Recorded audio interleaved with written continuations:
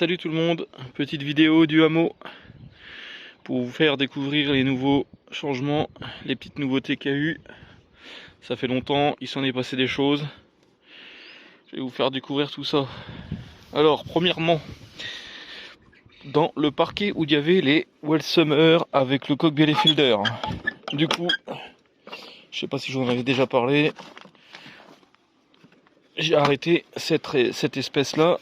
Donc du coup, là, ce parquet là est vide. Ensuite, le parquet des barbus, c'est pareil. Les deux parquets sont vides. Je continue pas cette espèce-là, cette race. Donc du coup ici, je comptais faire refaire à nouveau encore un seul parquet. Donc je vais seulement ouvrir la porte. Pour l'instant, première hypothèse, ça serait ça. Ça serait de mettre qu'une sorte de poule Brahma dans ce parquet. Ou alors, en attendant, ça serait de mettre les jeunes et les séparer par coloris. Donc les jeunes Brahma que j'ai eu de cette repro de cette année. Je vais vous montrer. J'en ai eu quand même pas mal et je suis assez satisfait du résultat. Alors là, pour ces deux parquets là. Ensuite ici on passe au parquet des poules Brahma perdrix maillé argenté. Donc normalement il y avait un coq et 3 poules. Du coup il y a eu une poule qui est morte cette année. Je vais vous expliquer pourquoi. Donc les deux autres ils sont là.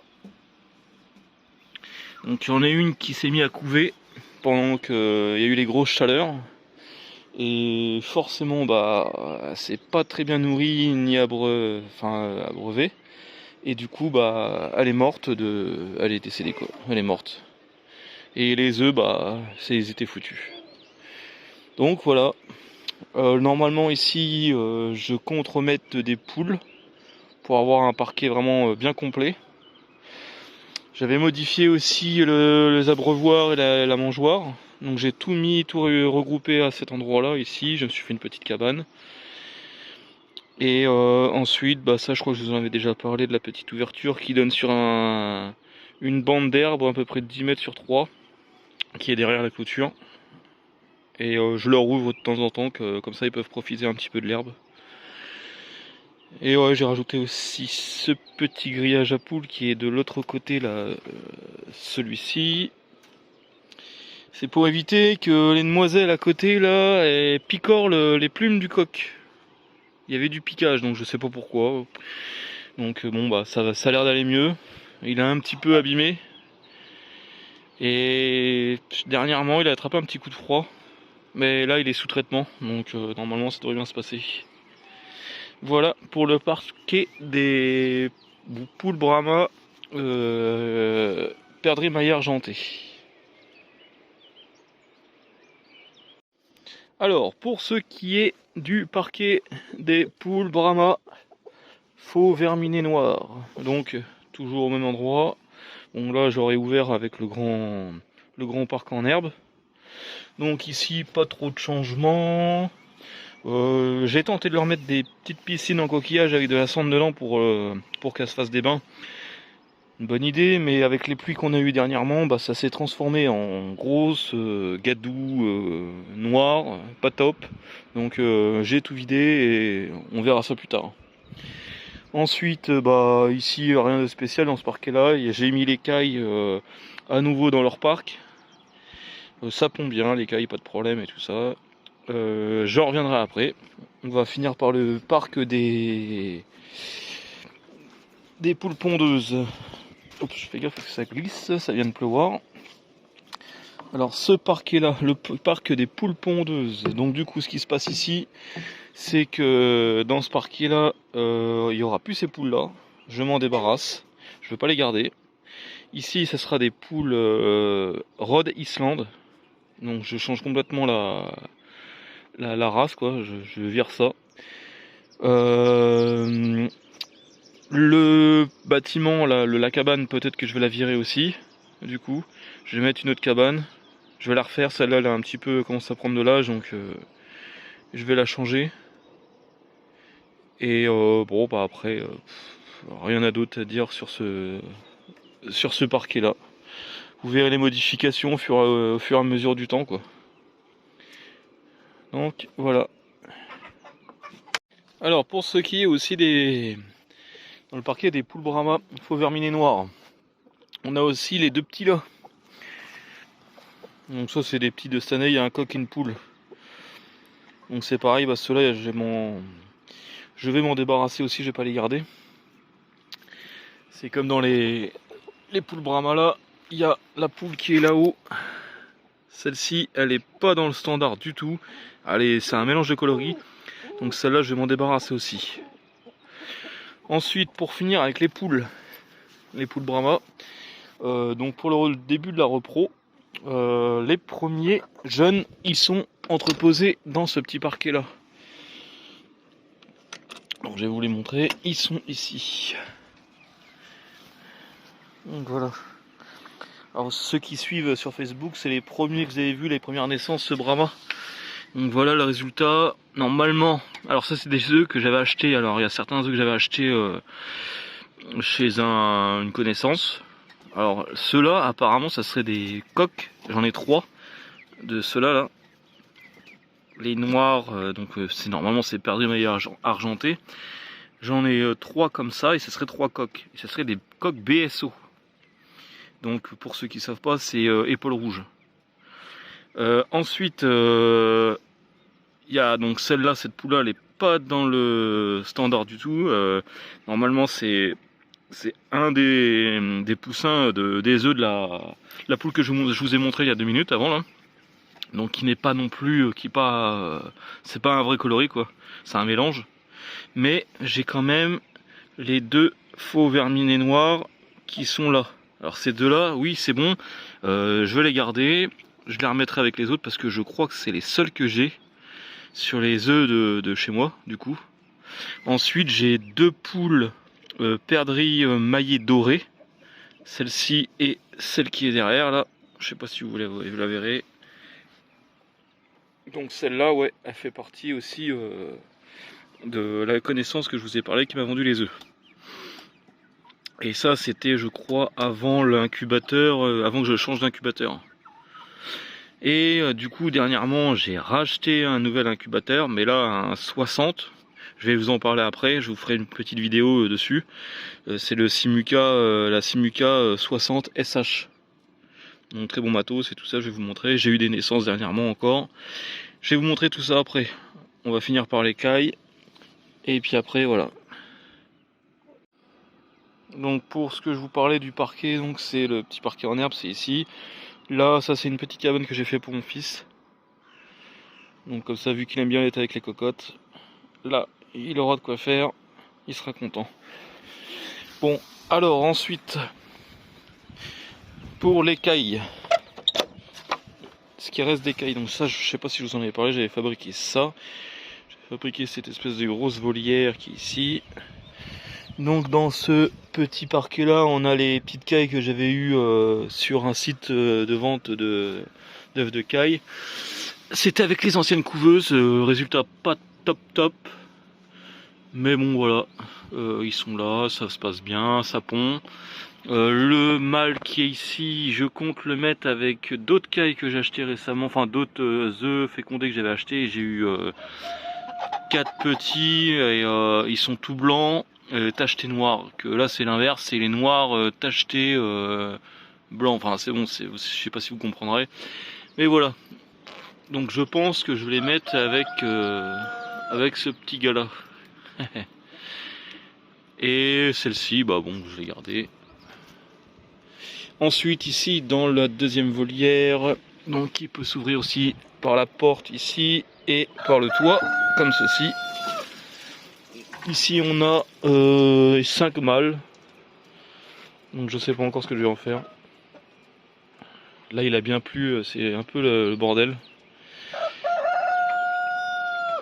Donc voilà, les autres mâles je crois qu'ils sont en dessous. J'espère parce que... Oui ils sont en dessous, ils sont cachés en dessous, je sais pas si vous allez voir.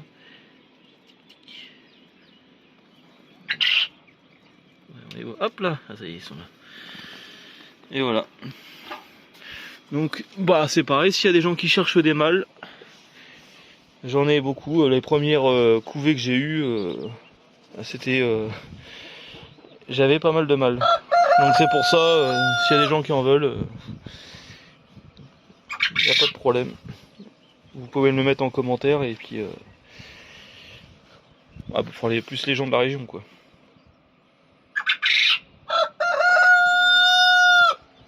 Donc voilà, un petit peu les changements.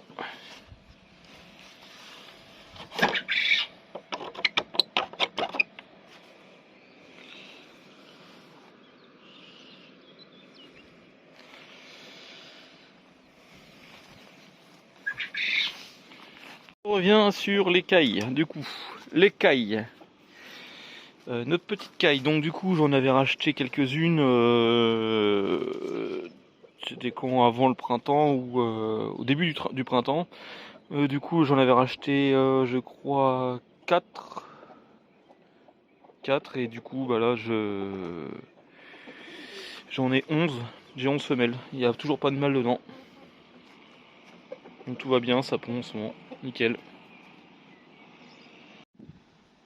Alors une petite nouveauté, j'ai fabriqué ça pour les poussins Brahma pour qu'ils puissent un peu prendre l'air et tout ça, donc que de la récup comme d'habitude avec des palettes, des tôles. Dedans on a les petites cailles blanches, les œufs fécondés que j'avais récupérés, que j'avais acheté sur un site. Malheureusement avec les derniers, mes premiers incubateurs, ça n'a pas très bien fonctionné, donc j'ai pas eu beaucoup de réussite. Donc ça c'est les petites cailles blanches et ils sont tachetés noirs. J'en ai une qui s'est abîmée au niveau de l'aile. Je sais pas si on peut voir. Elle est abîmée, bon elle est encore en vie, ça a l'air d'aller et on verra bien par la suite. Je sais pas ce que j'ai dedans, si j'ai un mâle ou que des femelles. On verra bien par la suite. Donc voilà, un petit peu les petites nouvelles pour les cailles. Alors, ce qui est des futurs projets. Donc, ici, normalement, d'ici sur là, et sur la pente là, je vais refaire 2 grands parquets d'environ, ça fera 50 mètres carrés environ. Donc ici je vais faire 2 parquets pour faire de nouveaux coloris de Brahma. Soit derrière, ça va retomber derrière les arbres ou juste devant. Mais bon, ça fera à peu près 50 mètres carrés. Et comme ça, en fait, quand je viendrai de là-haut, j'arriverai, je pourrai passer au-dessus du potager et passer ici avec le tracteur pour pouvoir avoir accès à ce côté-là des poules et ce côté-là. Après, ça sera fermé ici au-dessus là. Là, ici, ça sera fermé à la limite du terrain. Et ouais, j'ai encore les clapiers à lapin à monter, mais je sais pas quand et où je vais les mettre. Pour l'instant, c'est encore un autre truc ça. Mais je garderai cette petite parcelle là pour faire mon potager. Donc là, comme vous pouvez voir, patates et oignons. J'ai pas que ça comme potager. Peut-être que dans une prochaine vidéo, je vous montrerai un petit peu le côté potager. Donc voilà. Voilà les petits changements, les futurs projets. On verra bien comment je vais m'organiser pour faire tout ça. Alors, pour ce qui est de la repro, donc je vous ai montré une petite partie qui était en haut. Là, c'est la deuxième couvée. Donc, désolé pour la lumière rouge, vous verrez peut-être pas super bien. Donc là, ici, on a du faux vermier noir et du perdrix maillé argenté. Donc ça, c'est du perdrix maillé argenté. Ça a l'air d'être une petite femelle, je suis content. Et ensuite, après, bah là, on a du faux vermier noir. Donc j'en ai déjà vendu quelques-uns. Donc c'est un petit peu le but aussi. Donc bon, bah il m'en reste 5. 4 faux verminés noirs et un perdrix maillé argenté. Ensuite, ça c'est les poussins Rhode Island, donc ce qui va remplacer les poules pondeuses les poules pondeuses qui sont en haut.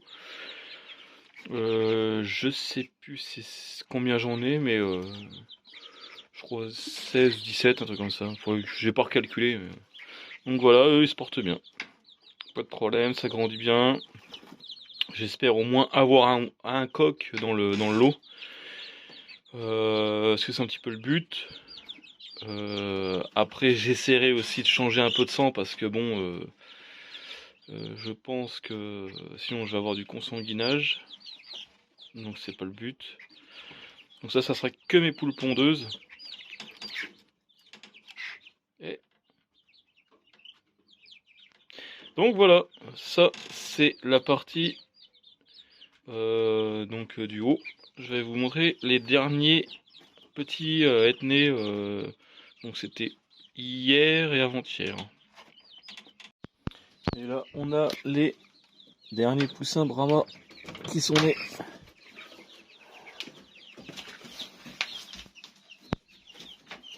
Là ils sont là. Je sais plus combien il y en a, mais alors donc il y a. Ça fait à peu près je crois 7 ou 8 de chaque. Et il y a du perdrix maillé doré et du blanc herminé noir. Donc ils se portent bien, impeccable. Là je viens de leur mettre une litière en chanvre. Donc voilà, ici ils pèsent bien. Impeccable. Bon taux de réussite encore avec la Simuca.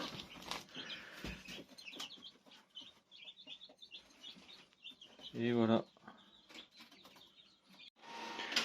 Alors je voulais aussi vous parler de la nouvelle couveuse que j'ai achetée. Donc c'est la Simuca 60 SH. Donc qui fait incubateur et éclosoir en même temps. Alors, qu'est-ce que je peux dire sur cette machine? Là j'ai fait déjà une première tournée. J'ai eu un super taux de réussite. Franchement, rien à dire, c'est une bonne machine. Alors que je vous explique un petit peu le fonctionnement. Donc au-dessus, là, on a le bac où je mets de l'eau déminéralisée dedans. Alors pourquoi de l'eau déminéralisée? Du coup, c'est pour éviter d'avoir du calcaire qui bloque la machine et qui bouge tous les tuyaux et le mécanisme. En dessous, on a un bac qui récupère l'eau avec un espèce de petit flotteur qui est à l'intérieur. Et ça permet de réinjecter, enfin là il y a une prise d'air et ça permet de réinjecter c'est un brumificateur si vous préférez, et ça permet de remonter le taux d'humidité à l'intérieur si on l'ouvre ou s'il y a un problème, quoi. Donc là ici on a la température à l'intérieur et ça c'est le taux d'humidité. Bon, il y a plein d'autres petits trucs. Là ouais, par exemple là je sais que ce bouton là c'est pour allumer la lumière à l'intérieur. Oui. Ensuite, à l'intérieur, alors, on peut ouvrir il y a deux portes. Donc les portes, il y en a une ici et il y en a une derrière, ce qui est super bien pratique pour le nettoyage. Ensuite, les tiroirs, ils se coulissent, il y a un petit moteur ici avec une petite prise qui se branche là et qui est reliée au central, on va dire, où il y a tout le mécanisme à l'intérieur. Et ensuite, bon, je referme tout de suite. Alors vous voyez, quand on laisse ouvert un peu trop longtemps, direct il réinjecte de l'humidité dans la machine. C'est super bien fait. Après on a aussi des petites des aérations sur les côtés. Donc voilà pour la Simuca. Et oui, j'ai oublié, ça c'est les paniers d'éclosion qu'on met à la place des tiroirs où il y a les œufs dedans. Et bien sûr la machine retourne les œufs automatiquement. En fait il n'y a quasiment rien à faire. Il y a même pas, j'ai même pas changé le taux d'humidité pour l'éclosion. Bon, il y en a qui disaient qu'il fallait, mais d'autres non. Alors j'ai laissé comme ça, j'ai regardé comment ça se passait, et franchement, nickel. Rien à dire. Ensuite, je voulais vous parler, j'ai fait un petit truc aussi qui est intéressant, ça peut servir à d'autres personnes.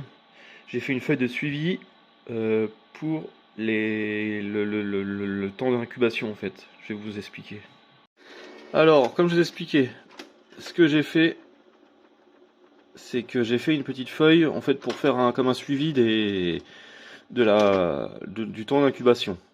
Donc là au-dessus j'ai mis la petite case type, donc je mets poule, caille, du moment, pour savoir l'espèce des œufs qui sont dedans au cas où que j'oublie quoi, ou on oublie, ou c'est quelqu'un d'autre qui s'en occupe.